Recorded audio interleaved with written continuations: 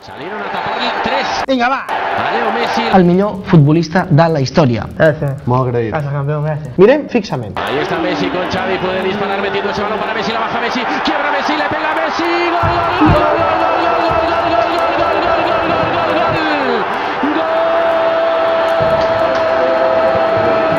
No para, nen. Puta máquina. Club Barcelona. ¡Gol de Messi! Se adelanta el campeón en el Santiago Bernabéu. ¡Estacazo! Golpea primero el Fútbol Club Barcelona. L'estrany és que no li haguessin fotut abans. Ante la enloquecida hinchada de los azulgrana, marcador del 32 Messi, 27 goles ya esta temporada. Messi. Merecido lo tenías. Realmente hay. Uy, que envío de Xavi. No, contra no, Pedro, no. va a encarar Pedro, gol, gol, gol, gol, gol, gol, gol,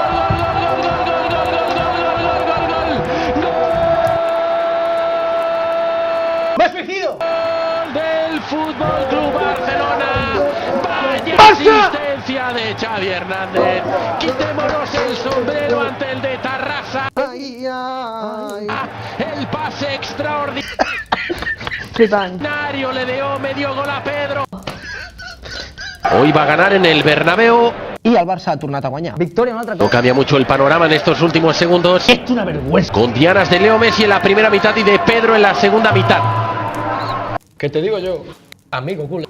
Que Cristiano Ronaldo es mejor que Messi. Voy a contar un chiste. Los dos goles llegaron con asistencias fabulosas de Xavi. Despeja Gerard Piqué. El balón fuera del rectángulo de juego, la pondrá en movimiento Sergio Ramos, pues no.